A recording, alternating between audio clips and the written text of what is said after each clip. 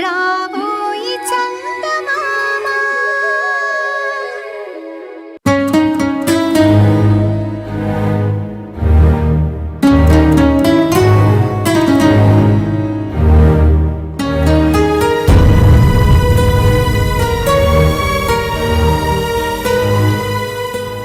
బంగారం లాంటి పాపని నిన్ను తీసుకుని పోయి చిత్రహింసలో పెట్టాడా దరిద్రుడు.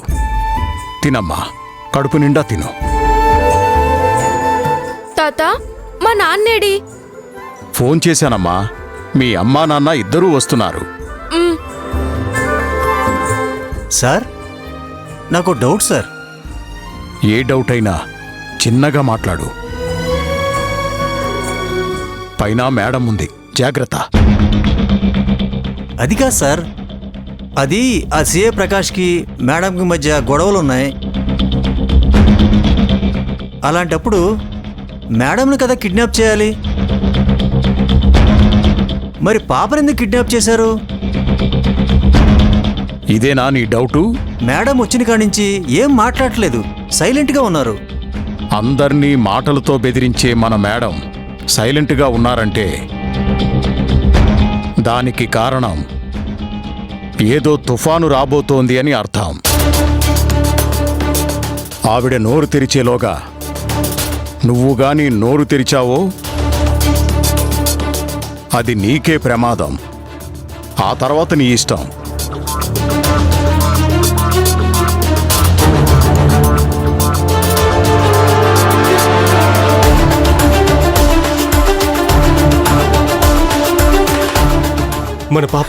మన పాప వచ్చేసింది.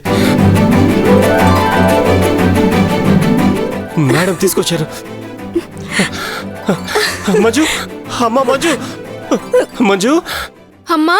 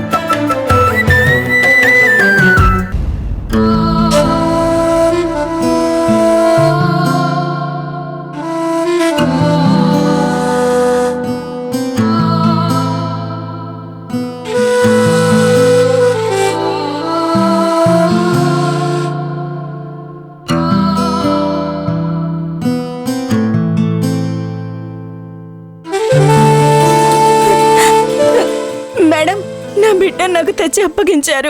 మీరే నాకు దేవత మేడం. ఈ జన్మలో మర్చిపోలేం మేడం. గౌతమి, మేడం. గౌతమి, చెప్పండి మేడం. పాపం తీసుకుని పైకెళ్ళు. అలాగే మేడం.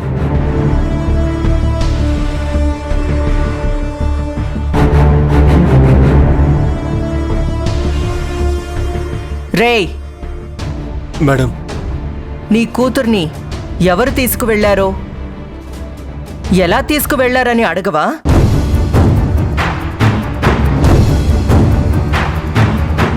నా బిడ్డని చూసిన ఆనందంలో అడగడం మర్చిపోయాను మేడం.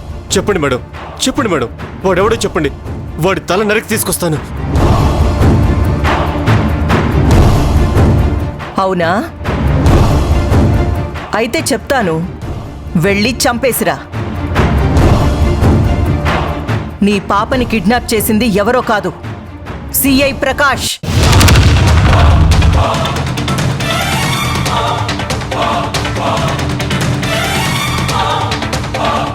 ఏంటి?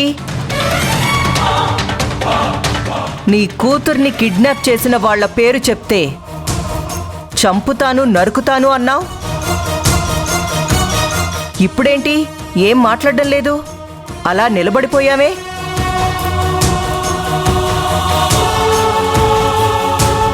నా కూతుర్ని అతనెందుకు తీసుకుపోయాడు మేడం? ఎందుకంటే ప్లాన్ చేశాడు. నా దగ్గర పనిచేసే వాడి కూతుర్ని ఎత్తుకుపోతే వాడొచ్చి తన ముందు నిలబడతాడు. అప్పుడు వాణ్ణి అడ్డం పెట్టుకుని నన్ను నాశనం చేయడానికి వాణ్ణి పావులా వాడుకోవచ్చు.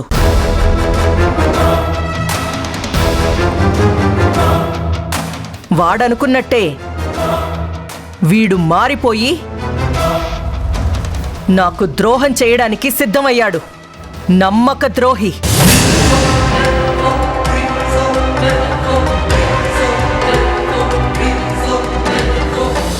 నీకోసం నేను ఎంత చేశానో, ఎంత కష్టపడ్డానో నాకే తెలుసురా. మేడం, నన్ను క్షమించండి మేడం. తప్పు చేశాను మేడం. నా కూతురు కనిపించడం లేదన్న బాధలో నేను తప్పు చేశాను మేడం. అమ్మా, పాప కనిపించడం లేదు, కనిపెట్టడంలో ఆలస్యం అవుతుందని నేనే పోలీస్ స్టేషన్కి తీసుకెళ్లి కంప్లైంట్ ఇప్పించాను. ఏయ్, నా ఎదురుగా నిలబడి నా బిడ్డని కాపాడలేకపోయావు, నువ్వెందుకు పనికిరావు అని నా మొహం మీద ఉమ్మేసినా సరే నేను భరించేదాన్ని. కానీ వాడి పక్కన చేరి నాకు ద్రోహం చేశావు కదరా. నీ వల్ల నా పక్క నుండి ప్రతి ఒక్కరిని అనుమానించే పరిస్థితి తెచ్చావు. నీ కూతురు కనిపించట్లేదని తెలిసినప్పటి నుంచి నేను ఎంత బాధపడ్డానో తెలుసా? కంటి నిండా నిద్రపోలేదు, కడుపు నిండా భోజనం చేయలేదు. నా కన్నబిడ్డ పోయినంత బాధపడి వెతికాను తెలుసా? ఈ చేత్తో దీవించాల్సిన వాళ్ళని కూడా చెంపదెబ్బ కొట్టాన్రా. క్షమించండి మేడం. ఇంకెప్పుడు ఇలాంటి తప్పు చేయను. బుద్ధి గడ్డి తిని చేశాను. ఛే! నిన్నింకా నా దగ్గర ఎలా ఉంచుతాననుకున్నావు? నీ కూతురి మొహం చూసి వదిలేస్తున్నాను.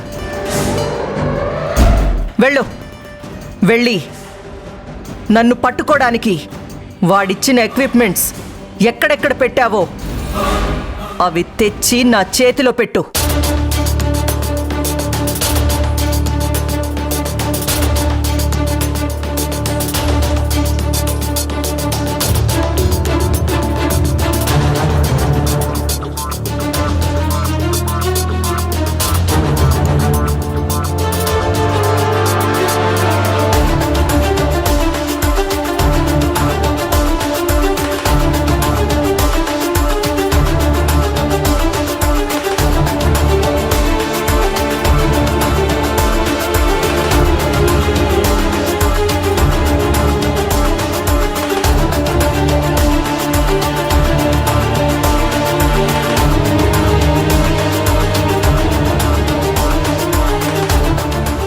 నీ కూతురు నువ్వు చాలా మంచివాడివి అనుకుంటుంది. ఆ పిల్ల ముందు నువ్వెలాంటి వాడివో తెలియకూడదని పాపని పైకి తీసుకెళ్ళమన్నాను. మళ్ళీ నా కంటికి కనిపించకు.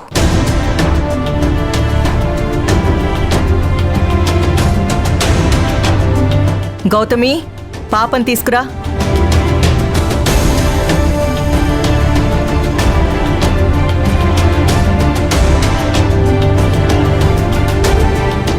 బయలుదేరు.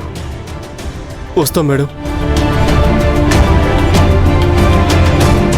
నాన్న, ఒక్క నిమిషం. ఆంటీ, ఏంటమ్మా? ఒకసారి కింద కొంగండి.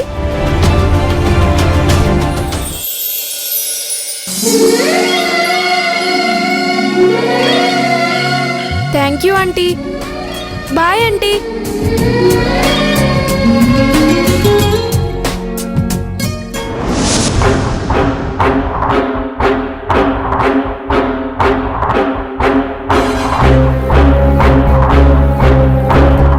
ఏంటమ్మా, ఆ పాప కోసం అంత ద్రోహం చేసిన వాణ్ణి వదిలేస్తావా?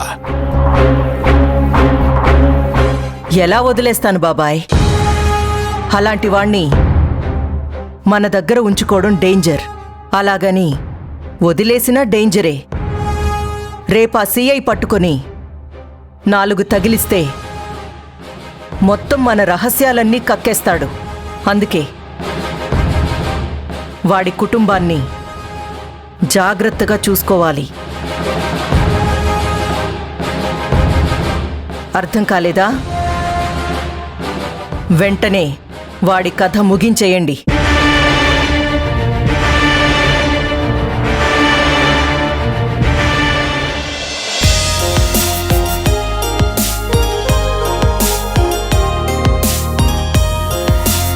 ప్రిన్సీ, రా నాన్న స్నానం చేయిస్తాను.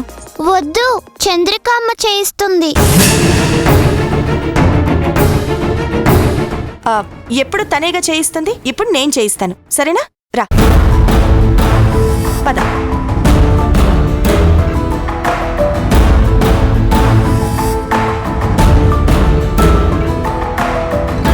చంద్రిక, ఇవన్నీ లోపల పెట్టేయమ్మా. నాకు కాస్త ఆయాసంగా ఉంది, కాసేపు కూర్చుంటా. అట్లనేమ్మా, మీరు కూర్చోరి.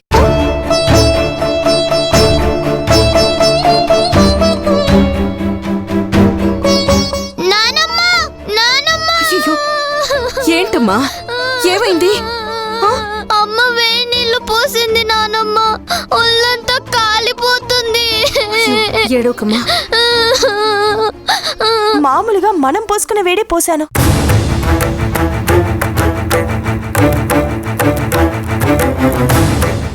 మనం పోసుకునే వేడి నీళ్లు చిన్నపిల్లలు ఎలా పోసుకుంటారే హారిక? ఆ మాత్రం తెలీదా? అరే, చిన్నపిల్లలకి నులువెచ్చని నీళ్లు పోయాలి కానీ మసిలిపోయేంత వేడి నీళ్లు పోస్తారా? అది మినిమం కామన్ సెన్స్ కదా.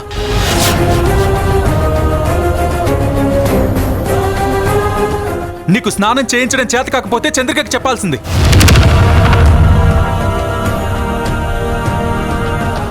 లేదంటే చంద్రిక వచ్చేంత వరకు వెయిట్ చేయాల్సింది. నువ్వెందుకు ఇలాంటి పనులు చేస్తావు?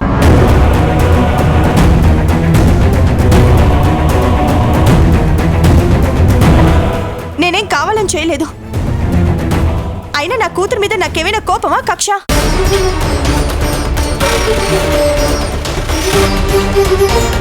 ఏదో అర్థం కాక కొంచెం వేడి ఎక్కువ పోసాను.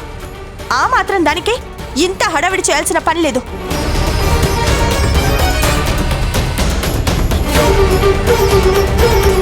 అయినా నువ్వు కూడా ఏంటి, నన్ను తిట్టించడానికి ఏడుస్తూ రావాలా?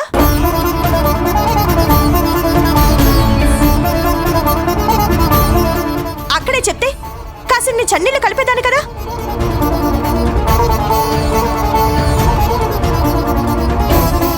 నీకు ఇష్టమైన వాళ్ళతోనే స్నానం చేయించుకో. హరిక, ప్రిన్సీ,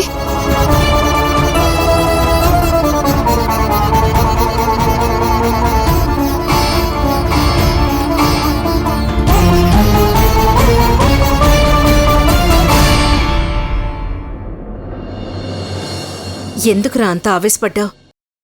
ఏదో పాపం తెలియక కాస్త ఎక్కువ వేడి నీళ్లు పోసిందేమో. తను మాత్రం ఏమైనా కావాలని చేస్తుందా? ఏదో పొరపాటు జరుగుంటుంది. ఆ మాత్రం దానికి ఎందుకు ఆ అమ్మాయి మీద అంత కోపం చూపించాలి? ప్రిన్సీ, నేను స్నానం చేయిస్తా. పద పద.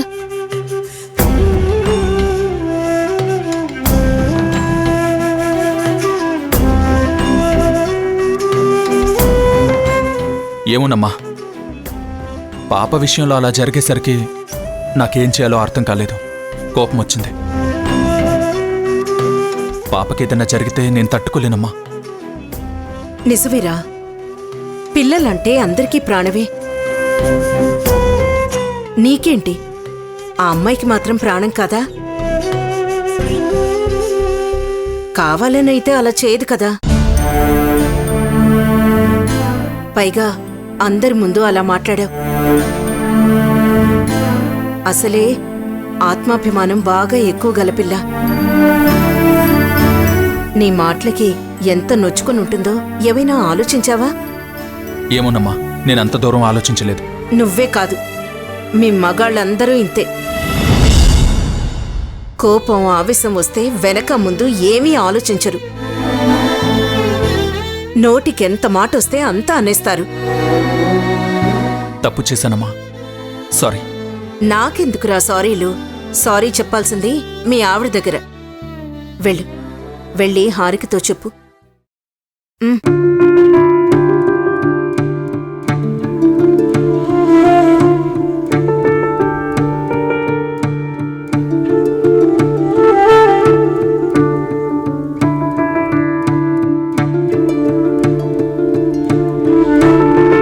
హారిక,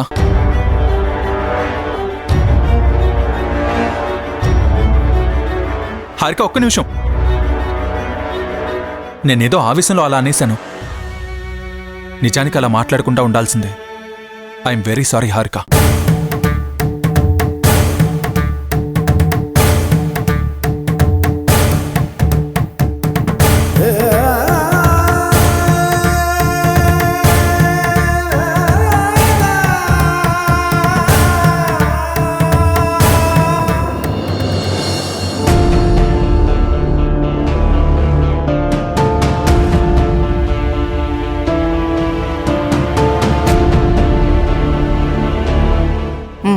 చాలు.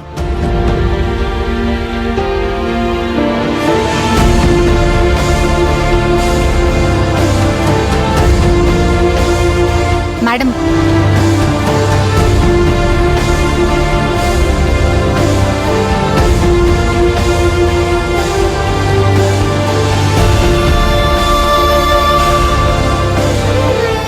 అమ్మా, హాస్పిటల్కి వెళ్దామా? ఎందుకు? ఆ గాయాలు తగ్గలేదు కదమ్మా. హాస్పిటల్లో అయితే డాక్టర్స్ అబ్జర్వేషన్లో ఉంటావు కదా. ఈ గాయాలు తగ్గకూడదు బాబాయ్. ఈ నొప్పి ఇలాగే ఉండాలి.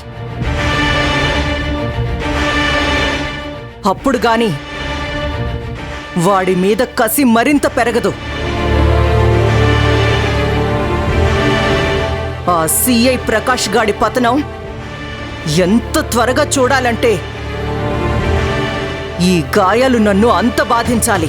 ఇంకా ఎందుకమ్మా ఓపిక పడుతున్నావు? ఎలాగో అధిష్టానం మనకు అనుకూలంగానే ఉంది. మూడో కంటికి తెలియకుండా ఆ ప్రకాష్ కథను ముగించేద్దాం. ఏమంటావ్? దేనికైనా టైం రావాలి బాబాయ్. శిశుపాలుడి చేత 100 తప్పులు చేయించే వరకు ఆ శ్రీకృష్ణుడు ఓపిక పట్టాడంట బాబాయ్. అలాగే ఆ ప్రకాష్ గాడి పాపం పండే రోజు కోసం వెయిట్ చేస్తున్నాను బాబాయ్. వాడి చావు చాలా దగ్గరలోనే ఉంది. ఇంకెంతకాలం అమ్మా? నువ్వేం చేయకుండా వదిలేస్తుంటే వాడు చాలా బలవంతుడు అనుకుంటున్నాడు. వాడి బలం ఎంత అని తేల్చడానికి నాకు 1 నిమిషం చాలు బాబాయ్. వాడిని భరిస్తుంది నా కోసం కాదు, వాడి చావుకి ఇంకా ముహూర్తం సెట్ కాలేదు. ముహూర్తం ఏంటమ్మా? అది సమయం వచ్చినప్పుడు బయటపడుతుంది బాబాయ్. అప్పటి వరకు ఓపిక పట్టాల్సిందే. సేనా, సేనా, ఆగండి. సేనా ఏది? నేను సేనాని చూడాలి. మేడం గారు పైన ఉన్నారు, మీరు ఇక్కడే ఉండండి.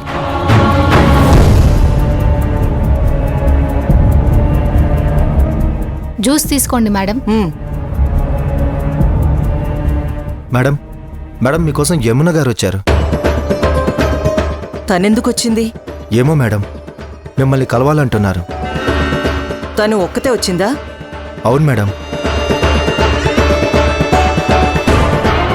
సరే, ఆవిడ్ని పంపించి మీరందరూ బయటికి వెళ్ళండి. అలాగే మేడం. బాబాయ్. అలాగేనమ్మా.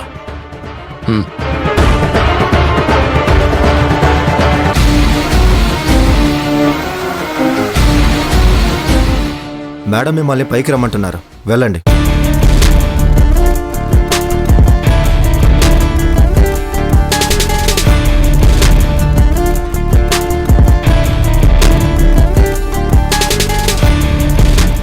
సేనా, సేనా ఎలా ఉన్నావు?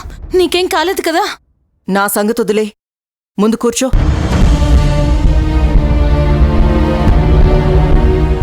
నువ్వెందుకొచ్చావు? నీకిలా జరిగిందని తెలిసాక నా మనసు ఉండబట్టలేదు సేనా. ఎలా ఉన్నావో ఏంటో చూడాలనిపించింది, అందుకే వచ్చేశాను. ఫోన్ చేయాల్సింది కదా, ఇలా డైరెక్ట్గా రావడం దేనికి? ఎవరైనా చూస్తే పరిస్థితి ఏంటి? ఇలాంటి పరిస్థితుల్లో కూడా ఇంకా దూరంగా ఉండమంటావా? కష్టంలో ఉన్నప్పుడు కూడా అయిన వాళ్ళు వచ్చి పలకరించకపోతే ఇంకా ఎందుకు సేనా? నేను అందరిలాంటి మనిషిని కాదు. నాతో రిలేషన్ ఉందని తెలిస్తే అది నీకే ప్రమాదం.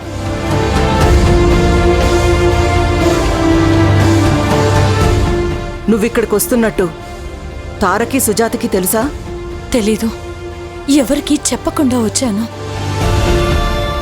మంచి పని చేశావు. ఇంకెప్పుడు ఇలా రాకు. మనం కలవాలి అంటే అలా చాటుగా గుళ్ళోనే కలుద్దాం.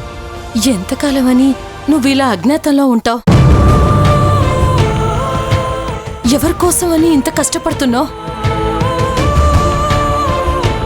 నీ వాళ్ళని కలుసుకోవటానికి లేదు, నీకంటూ సొంత జీవితమూ లేదు. ఎప్పుడు ఎవరు చంపుతారో తెలీదు, ఎవరిని నువ్వు చంపాల్సొస్తుందో తెలీదు. కనీసం తార కోసమైనా నువ్వు ఈ ప్రమాదం నుంచి బయటికి రాలేవా సేనా? రాలేను, రాకూడదు. ఎందుకంటే నీటిలో ఉన్న చేప నీటిలోనే బతకాలి, అక్కడే యుద్ధం చెయ్యాలి. శత్రువుని జయించాలి అంటే ఆ నీళ్లలో ఉంటేనే బలం. అది దాటి బయటికి వస్తే ఆ ప్రకృతే చంపేస్తుంది. నా జీవితం కూడా అంతే.